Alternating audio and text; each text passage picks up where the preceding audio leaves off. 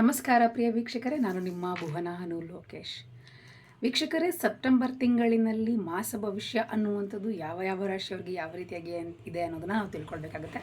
ಅದರಲ್ಲಿ ಎರಡನೇ ರಾಶಿಯಾಗಿರುವಂತಹ ವೃಷಭ ರಾಶಿಯವರಿಗೆ ಹೇಗಿದೆ ಅಂತ ನೋಡಿದಾಗ, ವೃಷಭ ರಾಶಿಯವರಿಗೆ ಈ ತಿಂಗಳು ಏರಿಳಿತಗಳಿಂದ ತುಂಬಿರುವಂತಹ ತಿಂಗಳಾಗಿರ್ತದೆ. ಅವರ ವೃತ್ತಿ ಜೀವನದಲ್ಲಿ ನೋಡಿದಾಗ ಅಪ್ ಆ್ಯಂಡ್ ಡೌನ್ಸ್ ಅನ್ನುವಂಥದ್ದು ಸರ್ವೇ ಸಾಮಾನ್ಯವಾಗಿರುವಂಥದ್ದಾಗ್ತದೆ. ಇನ್ನು ಅವರ ಮೇಲಧಿಕಾರಿಗಳೊಂದಿಗೆ ಸಕಾರಾತ್ಮಕವಾದಂತಹ ಸಂಬಂಧವನ್ನು ಕಾಪಾಡಿಕೊಳ್ಳುವುದು ಬಹಳ ಉತ್ತಮ ಅನ್ನುವಂಥದ್ದು ಈ ಮೂಲಕ ಹೇಳ್ಬೋದು. ಕೆಲವು ಅಡೆತಡೆಗಳು ಇದ್ದರೂ ಕೂಡ ವ್ಯಾಪಾರದಲ್ಲಿ ಅಭಿವೃದ್ಧಿ ಅನ್ನುವಂಥದ್ದು ಕಂಡು ಬರ್ತದೆ ವೃಷಭ ರಾಶಿಯಲ್ಲಿರುವಂಥ ವ್ಯಾಪಾರಸ್ಥರು, ಬಿಸ್ನೆಸ್ ಮಾಡುವಂತಹವರಿಗೆ. ಇನ್ನು ವಿದ್ಯಾರ್ಥಿಗಳಿಗೆ ನೋಡುವಂಥದ್ದಾದರೆ, ವಿದ್ಯಾರ್ಥಿಗಳಿಗೂ ಕೂಡ ಏರಿಳಿತಗಳಿಂದ ತುಂಬಿರುವಂತಹದ್ದಾಗಿರ್ತದೆ. ಅಧ್ಯಯನ ಮಾಡುವಾಗ ಸವಾಲುಗಳನ್ನು ಎದುರಿಸ್ತೀರಿ. ಹಾಗಾಗಿ ಕಾನ್ಸಂಟ್ರೇಷನ್ ಕಡೆ ಹೆಚ್ಚು ಗಮನವನ್ನು ಕೊಡಿ. ಓದುವಂಥ ಸಂದರ್ಭದಲ್ಲಿ ಯಾವುದೇ ವಿಷಯಗಳಿಗೆ ತಲೆ ಕೆಡಿಸ್ಕೊಳ್ಳದೆ ಓದುವುದರ ಬಗ್ಗೆ ಮಾತ್ರ ಗಮನವನ್ನು ಹರಿಸಬೇಕಾಗತ್ತೆ. ಇನ್ನು ಕುಟುಂಬದ ವಿಚಾರದಲ್ಲಿ ನೋಡುವಂತಹದ್ದಾದರೆ ಉತ್ತಮವಾಗಿದೆ ಅಂತಲೇ ಹೇಳಬಹುದು.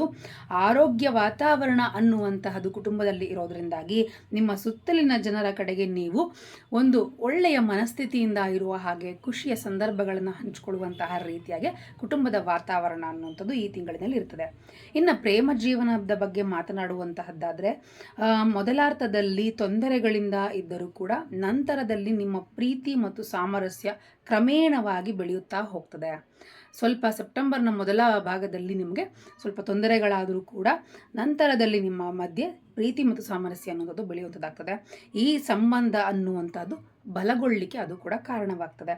ಇನ್ನು ಹೇಳುವಂಥದ್ದಾದರೆ, ಆರ್ಥಿಕ ಪರವಾದಂತಹ ವಿಚಾರವನ್ನು ನೋಡುವಂಥದ್ದಾದರೆ ಅನುಕೂಲಕರವಾಗಿದೆ. ಆರಂಭದಲ್ಲಿ ಮಂಗಳನು 5ನೇ ಮನೆಯಲ್ಲಿದ್ದು 11ನೆಯ ಮನೆಯನ್ನು ನೋಡ್ತಾ ಇರೋದ್ರಿಂದಾಗಿ ಆರ್ಥಿಕ ಲಾಭ ಅನ್ನುವಂಥದ್ದು ಹೆಚ್ಚಾಗ್ತದೆ.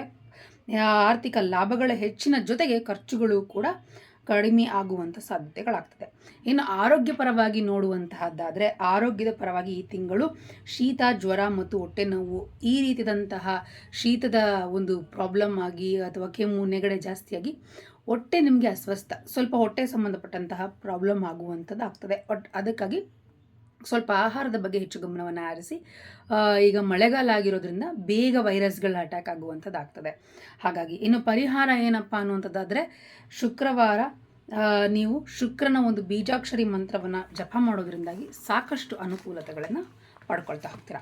ಇನ್ನೂ ಹೆಚ್ಚಿನ ಮಾಹಿತಿಗಳನ್ನು ನೀವು ತಿಳ್ಕೊಳ್ಬೇಕು ಅಂದರೆ, ನಿಮಗೆ ಯಾವುದೇ ರೀತಿಯಾದಂತಹ ಸಮಸ್ಯೆಗಳಿದ್ರೆ ಅದಕ್ಕೆ ಪರಿಹಾರ ಬೇಕು ಅಂದರೆ ಕೆಳಗೆ ಕಾಣ್ತಾ ಇರುವಂತಹ ನಂಬರ್ಗೆ ಕಾಂಟ್ಯಾಕ್ಟ್ ಮಾಡಿ.